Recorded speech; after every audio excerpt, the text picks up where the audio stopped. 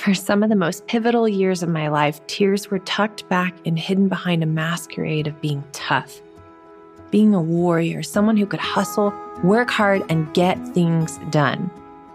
But it wasn't until I started to get more in tune with who I really am that things took off in my business. Welcome to I Might Cry, a podcast exploring how heart, mind, body, and spirit are all deeply woven into the way we do business. With guest interviews from experts in business strategy, therapy, emotional intelligence, the human body, and so much more. I'm your host, Elizabeth Marks of Almond Leaf Studios. I've been capturing luxury weddings around the globe for decades and now have the privilege of educating others on how to build and grow profitable business doing what they love. I'm on a journey of self-discovery, of becoming more of the uniquely beautiful, messy, and complex human that I was created to be, and I want to invite you to do the same. Join me on this adventure of uncovering the walls we've built that keep us stuck in patterns of limitation so that we can journey into living life with arms and hearts wide open. Let's venture into this together. I've got another solo episode for you today. I'm going to try to keep this short and sweet. I want to give you something very tangible to help you start booking more of your ideal clients. You know, if you follow this podcast for a while, that I am all about mindset and diving deep into who we are as humans and how our emotional well-being, our healing that can happen for us emotionally, physically, mentally, carries on into the impact that it has in our business. So much of this podcast is about that. But I also think that you need to pepper in some strategy because success doesn't come just from mindset. It also doesn't come just from strategy. Success, I think, really comes from the combination of mindset and strategy combined. So let's dive in. I want to give you one simple tool that might change the way that you're approaching business. I see this happen so often. I talk about it a ton on Instagram and social media where we so often as creative entrepreneurs, especially in the wedding photographer world, but I think creative entrepreneurs in general, we have a potential client reach out to us, they inquire, and what do? We maybe craft an email back to them that feels really personal. We might even spend like 30 minutes to an hour customizing this beautiful response to them. We attach our PDF, our pricing guide, we send it off into the ether and nothing. And there's crickets. How many of you have felt that? I know that you probably have. I've certainly been there as well.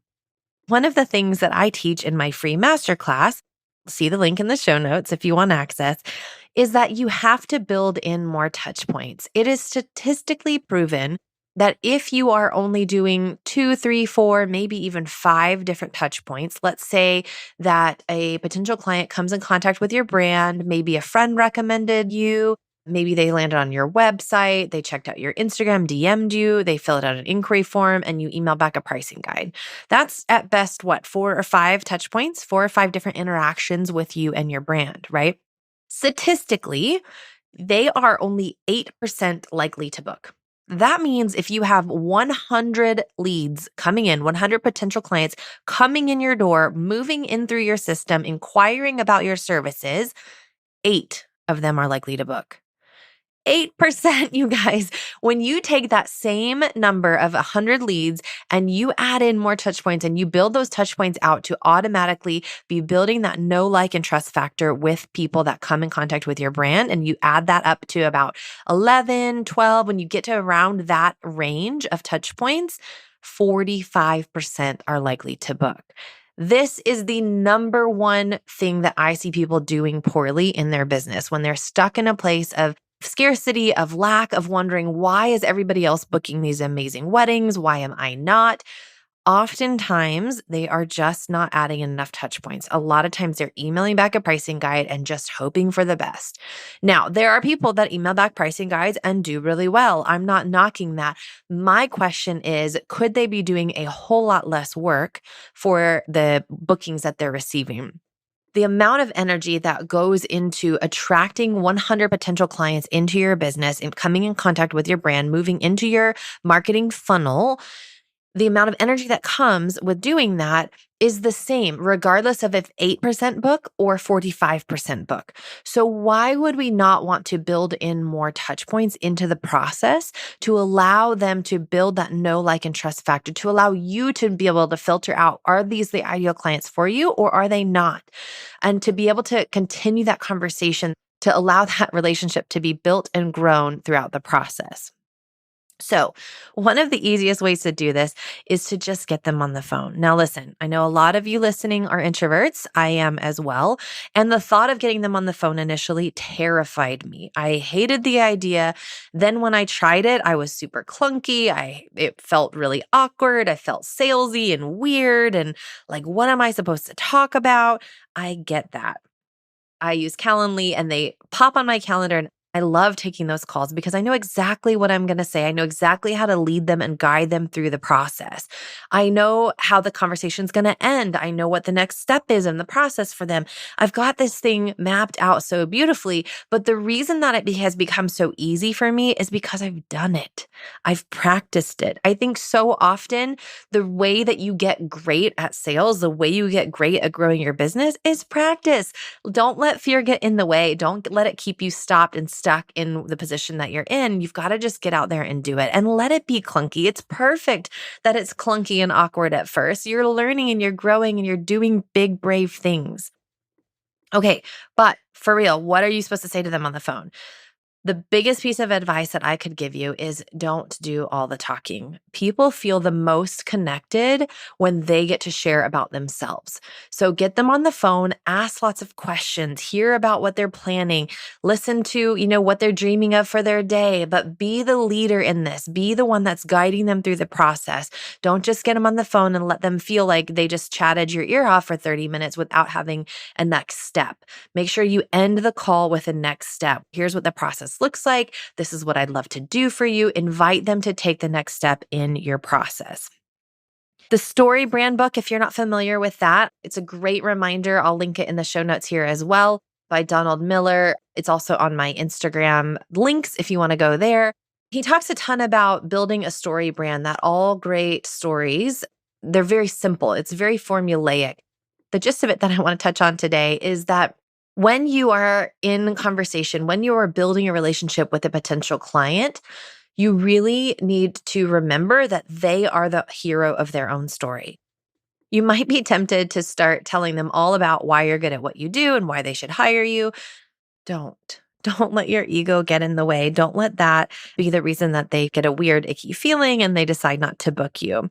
The best thing you can do is just listen to them, hear more of what they want to say. If you want to dive deeper on that, grab that book, grab your own copy and read it. That's most of what I have to say, other than just that I will leave you with the simple fact that ultimately sales is just the act of receiving. So if you're struggling with receiving more sales, if you're struggling with booking more clients, I'd invite you to just examine where are some areas in your life where you could practice receiving.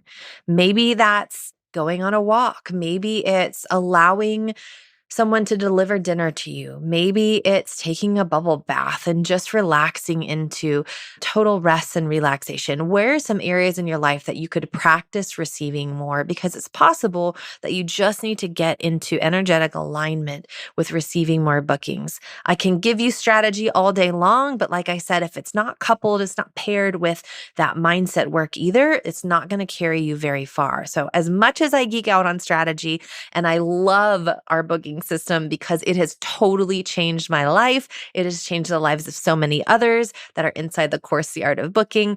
I still know that it takes the mindset as well, that mindset has to be paired with it as well. So I hope you found this helpful. I'd love to know from you, what do you want to hear more of on this podcast? Do you like hearing guest episodes? Do you want to hear more solo episodes? Do you want to listen to more coaching calls? Please, please, please reach out to me on Instagram, DM me on there. Let me know what you're loving, which episodes you love the most. And I would love to make sure that we're creating more content that's relevant and speaks directly to you. Again, thanks so much for listening. If this was a helpful episode to you, it would mean the world to me if you would go and leave us a review and rate us on iTunes so that more people just like you can get access to all of this beautiful knowledge that we're putting out there. All right, bye for now. See you next time. If you enjoyed this podcast today, do us a favor and hit subscribe and then leave us a review.